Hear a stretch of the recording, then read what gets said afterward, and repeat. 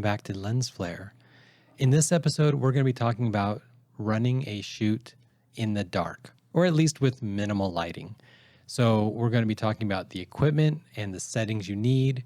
We're going to be talking about what you need to do as the photographer, meaning behind the camera. And we're going to be talking about the model and what you can do in front of the camera to make sure that you get those amazing photos that you really want and you're not fighting the darkness. Well, we are the hosts of Lens Flare, a podcast by the Ignis Umbra studio. I'm Richard. And I'm Kat. And we're going to be trying to get a little bit better about format. So you've heard us kind of bouncing all over the place, and some people kind of like that, like casual, just sitting with us and maybe learning a little bit here and there.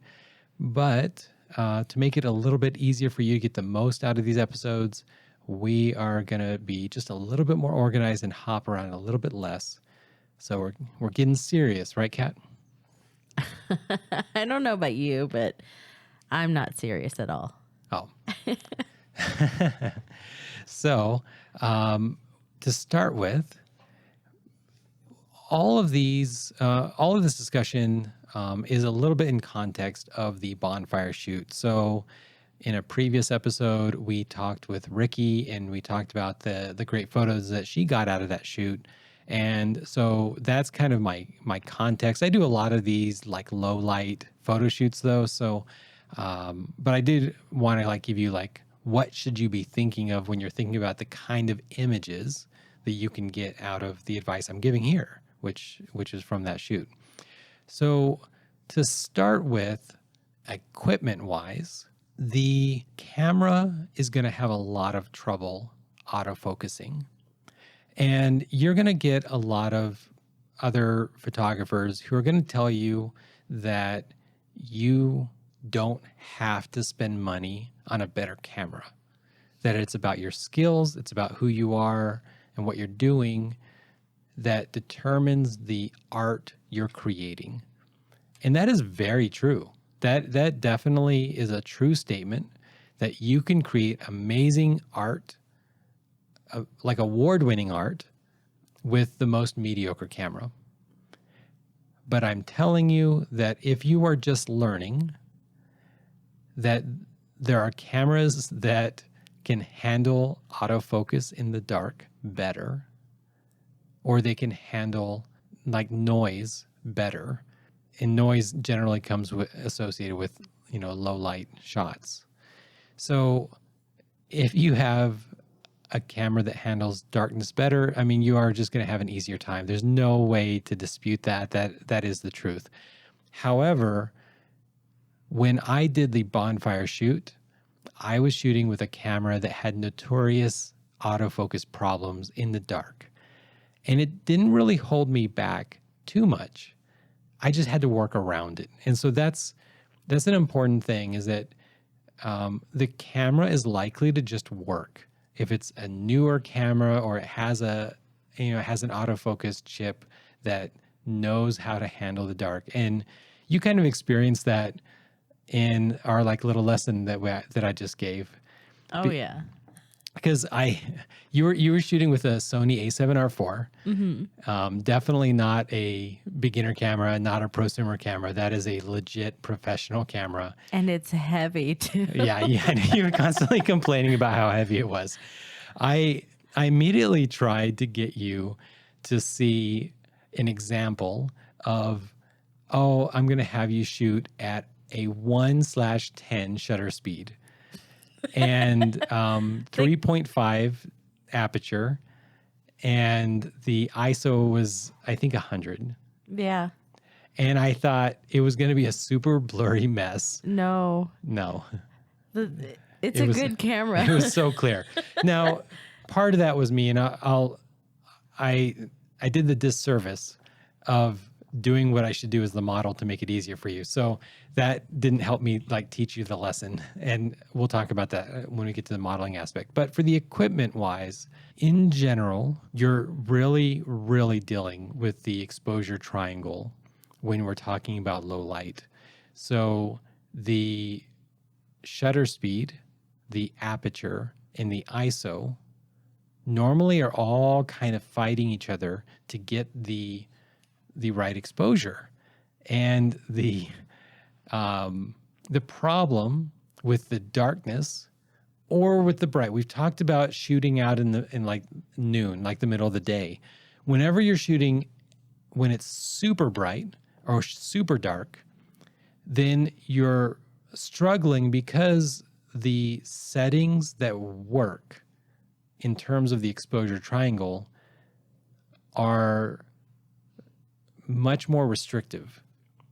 When there's plenty of light, you can say, oh, I'm going to just increase the aperture because I need more depth of field. And then I will decrease the shutter speed a little bit, but it's fine because there's plenty of light. Or you're going to say, oh, well, I want it to be really soft. I really want it to be very moody. So you're going to lower that aperture as low as it can go, which means as wide as it can go. And then you're just going to increase the shutter speed because you're okay with it being crystal clear. And so you do that, and it's boom, it's as moody as you want. But when it's dark, you kind of were restricted to like just a few settings that actually you could use. You couldn't really choose less. Like ultimately, when I had you taking shots of me like attempting the juggle, you had to have the shutter speed a certain amount just to make it look not super blurry, right? Mm-hmm. And so that gets rid of that point in the triangle becomes locked. You can't change it. And then the other triangles, well, you're like, well, either you're going to have a lot of noise or you're going to have it be soft in terms of depth of field. So you're going to be dealing with a lot of these problems. And the key there is that you can cheat, one, to help. And so what you can do is you can have somebody shine a light to allow your camera to autofocus. If you use autofocus. If you do manual focus, then good on you. I'm not great at manual focus. You can turn focus peaking on, and then you can manual focus and you can dial it in, and that's fine if the model does not move. If the model moves, then you need to manual focus again and keep going like that. But what you can do is you can have somebody shine a light. So now it's bright. You can then autofocus. Then you can lock the autofocus. You can either do that on my camera. There's a button that I can assign to lock the focus, or on my lenses that don't have a button to lock the focus, I can switch autofocus to manual. So I can dial in the autofocus, and then I can turn autofocus off with a switch. Then I can take my shot. Or using back button focus, I can back button focus when the light is on, then they turn the light off. Now it's moody again, and then I take the shot. So the important lesson is that if you need autofocus, then you may want to autofocus with a light. And so equipment-wise, having somebody bring a light, even if it's just a flashlight, could be enough for you to have a great, clear shot. Now, if you're going to rely on autofocus, if your camera, you think you can handle it, then instead you have to compensate with multiple photos. You need to go with like 7, 10 photos, hoping that one of them is clear. And honestly, some of them, maybe none of them will be clear because it can get really hard autofocusing. Like you kept saying, oh, it keeps autofocusing on my nose.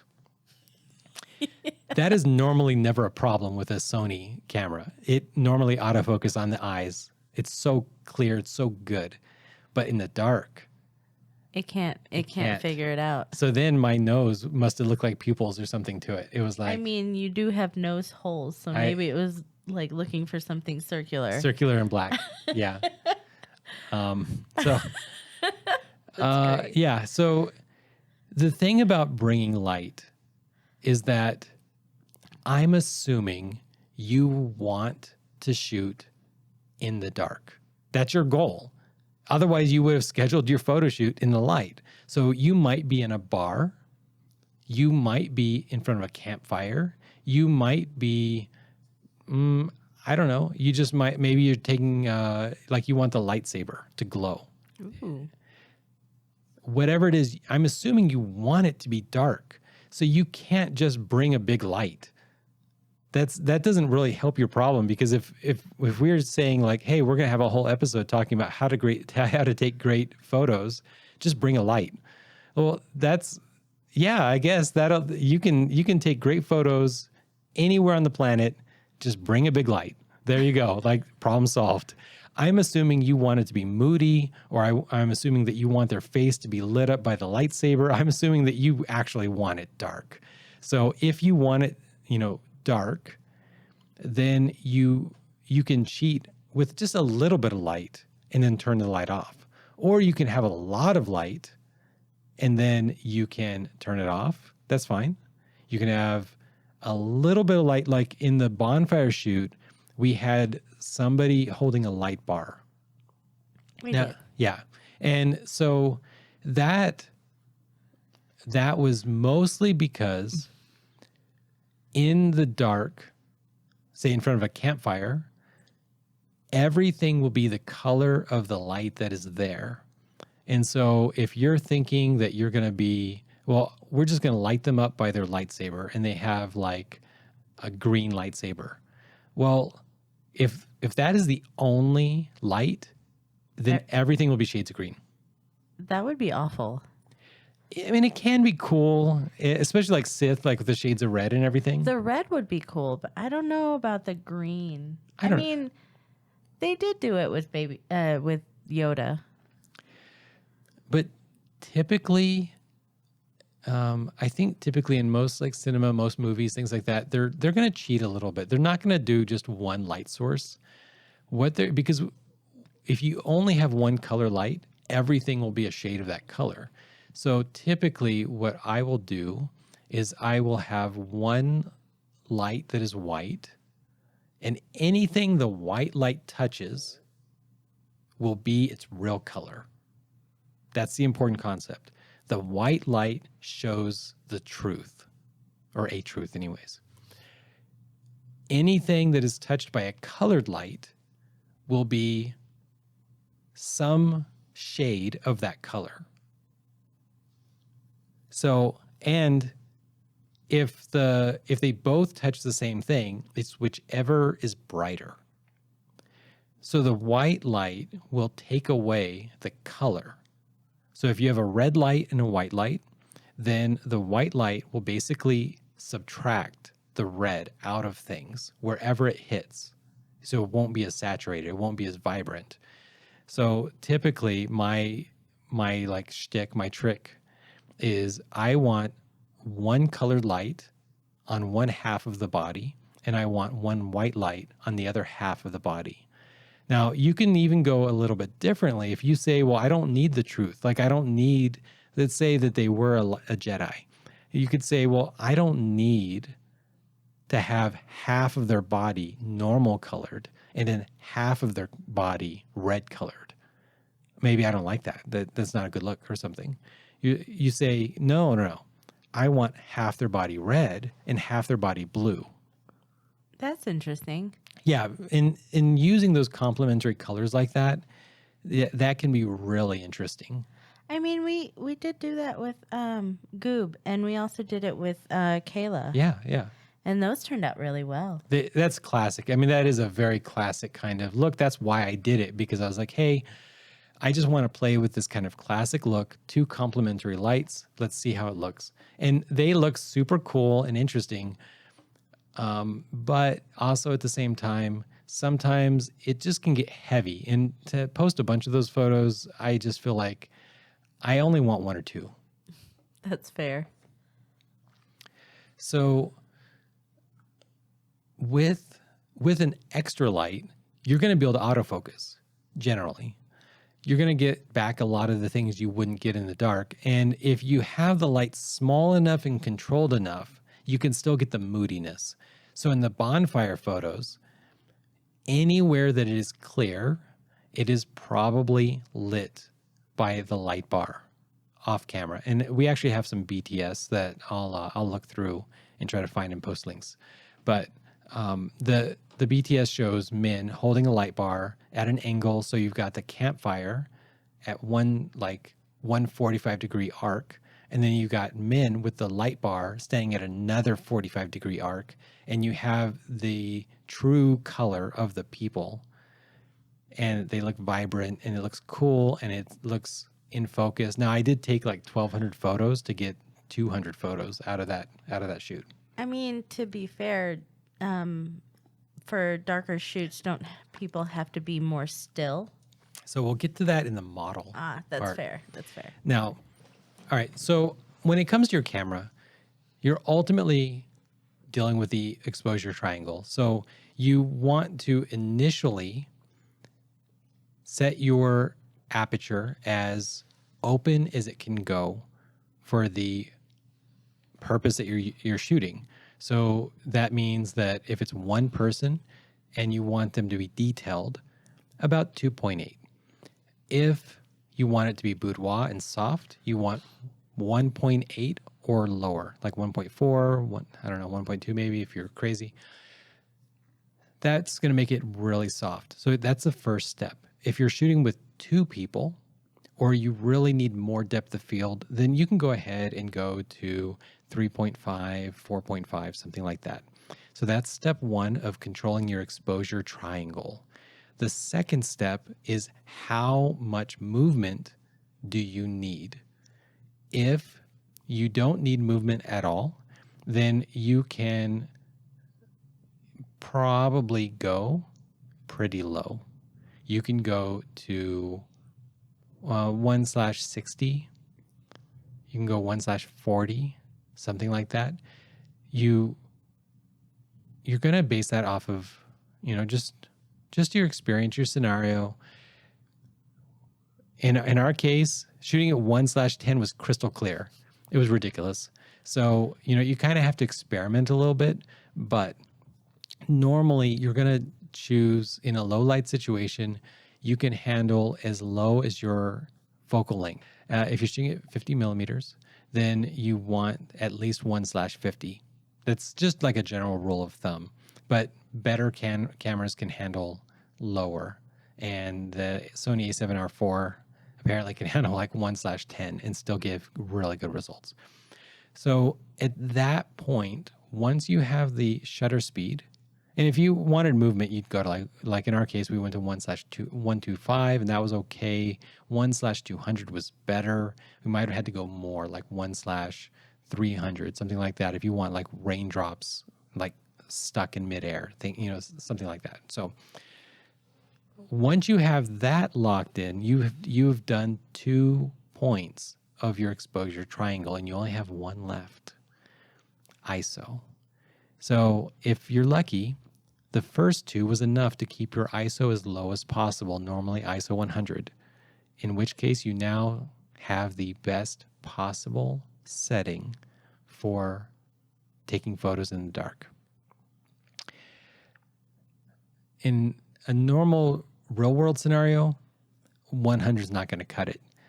So after you've done your shutter speed, after you've done your aperture, you still need more light, more exposure. So in that case, you're going to crank up your ISO until you have the shot you want.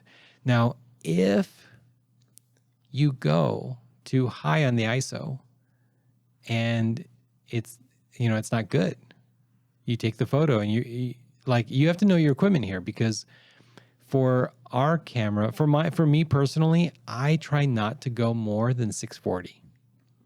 But that's super low. I mean, some cameras, like that's 640 is like normal. That's what you shoot at. So in that, my camera, the Sony Alpha 1, it can handle a much higher ISO. You can go like, It was nuts. It was like 8,000? Well, actually, I think you can actually, that was the shutter speed. I think it can actually handle like 64,000 or something like that for nutty. the ISO. It was really, it's a big number. But you don't do that. Don't do that. So realistically, I know that the camera can handle and still take good photos, 1,200, 1,800, 2,000, something like that. And it can do a good job. More expensive cameras can generally do better with high ISO than less expensive cameras. That's just the truth here.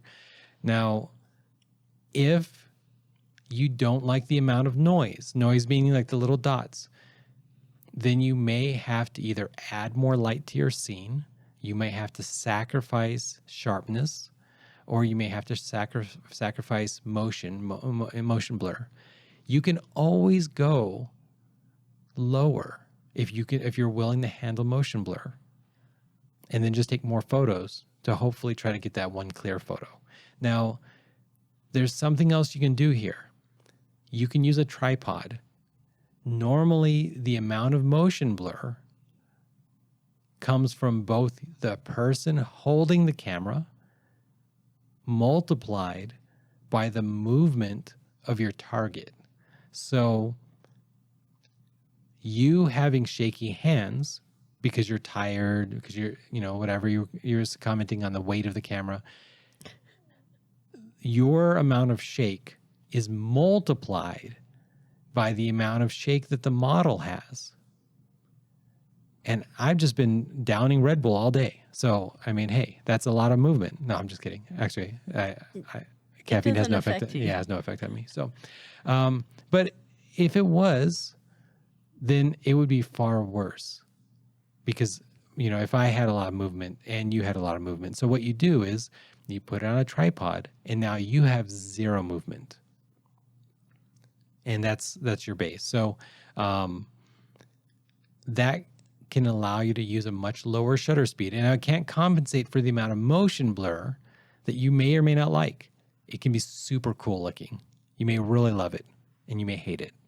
That's shutter speed is one of the most stylistic aspects of taking a photo, because you may want a really high shutter speed because you want it like frozen in time. And you may want really low shutter speed, and it creates two totally different images. The aperture also is an artistic aspect of, do you want it super soft and hide their wrinkles? Do you want it super crisp? What few people ever say is, I want high ISO. What? Show my pores. No, ISO is dots. Oh, dots? The noise. Oh, that would make me sad. Right? So nobody says artistically, or very few people say artistically, I want high ISO. So of the 3 points in the triangle, the ISO, you almost always want to just keep as low as you can possibly go. Now, to continue on for the photographer and how the photographer can handle shooting in the dark, I've already commented a little bit. You can have somebody hold a light, turn a flashlight on, autofocus, turn autofocus off, turn the light off, take the photo. That's one thing that can really be helpful. And that's what I was doing throughout the bonfire shoot, is I was locking in the autofocus and then taking photos. And I would take a bunch because I was hand holding the camera. And as I swayed and as the model sways, I knew it was like blurry, blurry, blurry, blurry, crisp, blurry, blurry, blurry, crisp, blurry, kind of clear. And then I can use software to try to like improve that back. So you can definitely lock the autofocus. And the more that you have a camera that lets you turn autofocus on and off effortlessly, the better experience you're going to have. Having a helper hold that light, huge help. Now, the other thing is, don't be trying to take photos in the dark with one hand. That means you're probably going to have a lower shutter speed because it's in the dark, and you're probably going to have more blur because you're hand holding it with one hand. If you're going to not use a tripod, which I already said, definitely tripods are going to get rid of motion blur on your side. If you're not going to use a motion blur, then use a proper photographer stance. That means pulling in your elbows, resting your elbows on your chest, and then now you're using your body as a much stronger base than your arms. And instead of using your upper arms to hold the camera in place, you're only having to use the forearms, which are resting. They're basically like kind of pivoting against your base, the base being your chest. If you're doing a low shot, then what I like to do is I like to get on one knee and I like to rest one of my elbows on my knee. And now I'm using my leg up to my arm as a tripod. So that's something that can work well. The photographer's hokey pokey. That's why in college they called me the human tripod. Oh. Sure. We'll go with that. No, because that's how I took photos. Yeah. Yeah, that's why. On bended knee. On bended knee. You can also lean against a corner of a wall or just lean against a wall in general. You can lean against a stool. Anything to give yourself a stable platform so you're not swaying, which is going to allow you to use lower shutter speed, which is going to allow you to use, less ISO or higher aperture, depending on which aspect of the exposure triangle you're trying to, dial in. So the key is stabilize the camera as much as possible, which normally means stabilizing the photographer. The photographer has to be in a position that they can be very stable. Now, the last part for the model. The model. Well, we're mostly talking about motion causing problems with the autofocus or causing problems with the shutter speed, right? So what kind of things can you do as the model to help make sure that the photographer is getting the shot? Don't drink Red Bull. That's a serious tip of advice. Do not load up on caffeine before a photo shoot. If the photo shoot is a flash photo shoot, meaning that I'm telling people, hey, come over, I've got a 3-point flash set up. I guess do whatever you want. It doesn't matter. But in low light, it's not. Yeah, low light. Low light means I probably don't want to use flash. Or if I am using flash, I don't want a lot of flash. So in low light, I want you to be still. And that means don't load up on the caffeine. I know we're all tired. Don't load up on the caffeine. It's probably not really going to help. I would say, eat a little bit of sugar, but don't get hyper. Don't get caffeine shakes.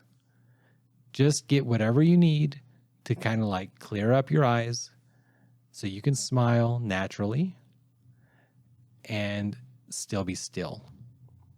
That's the biggest thing you can do as the model. Don't move until the photographer says to move. If the photographer is taking shots and then looking at their camera, I would say do not necessarily relax. Get into a half relaxed state. If you get into a full relaxed state, then now the photographer might have to get somebody to turn the light back on so they can autofocus so that, so they can get back in. You don't really want that. You can get more exhausted going in and out of relaxation in your pose. You got to talk to the photographer. You need to encourage the photographer to let you know when to relax. Because if they're like about to start messing with the lighting or the settings, they might say, save your energy. Relax. But if they're going to change two numbers, they're going to change the shutter speed to 1/2125 instead of 1/60 or something. They're just going to do like a small change. They're going to want to take that photo right away. And if you move, then they might have to redo a lot of things. And so because in the dark, there just isn't that much tolerance, which means if small movements might mean that they have to recalculate everything. So you just don't want to do that. Don't move if you can help it. And if you need a break, let the photographer know so they can have a break. Don't push through and then just not get into position, because it seems like it's allowing you to have a little bit of a break, but it's really not. So that can be kind of a problem where they kind of like slowly get back into position. No, if you need a break, just ask for a break. And I know you may have paid for the photographer time or whatever, but it's just not, it's not helpful. So the biggest thing is to not move right away after the shot. Have an agreement with the photographer. The photographer might have a thing where, every time they click, you move, but in the dark, normally they're going to say, stay in that pose until they know they got it. Once they know they got it, then they should be letting you know. And you can go ahead and ask them. You can say, hey, let me know when to move next. Now, a lot of times with models that do it a lot, do photo shoots a lot, those models, they like can read my mind. Like I kind of let them know without saying anything. I don't need to say anything. That when I'm looking at them, then I am ready to get the next pose. I don't need to say anything. So if I look down at the camera and I'm like, oh, I need that again, then they stayed in that pose, and it's super easy for me just to keep, take a couple more. But if there's a problem, I'll say, oh, I need another one. And they won't move. Otherwise, when I look up and I look them in the eyes, they move to the next pose. And I don't need to tell them what their next pose is. That's something that just comes with, doing modeling a lot more. They will have a barrage of poses they want to do. And then I will ask them for a couple more poses that I specifically want them to do. And the combination of their experience with my experience is, that's where art comes from, is that's where these great photos, and those models have so many more photos from me. Like our last photo shoot on Sunday, Ricky had 58 great photos. They were so amazing. They're amazing. And the next model, I think I'm going to have about 15 to 18. And the previous model had 18. So 3 models, one model got 56 photos and they look amazing. Mm-hmm. And one model got 18 and they look amazing. And the other model, I think they're going to be good. I don't know if they're going to be amazing. But same photographer, same lighting setup, 3 different results. So what's the difference between there? It's the model's experience. Yeah. The other thing you can do as the model is be very aware of where the light is coming from. And you need to talk to the photographer. Don't suddenly change. If you are like really insecure about the right side of your face, maybe you have a blemish, acne, scar, something like that, tell the photographer in the very beginning, hey, I need to show my left side first, or I need to show my right side first. Hey, I'm trying to minimize this. Hey, I have scuba scuba bruises on my legs. So can we not show the legs too much? Or I had a model say, hey, I want my legs to look as long as possible. And I was like, in my head, I was like, well, I can do that.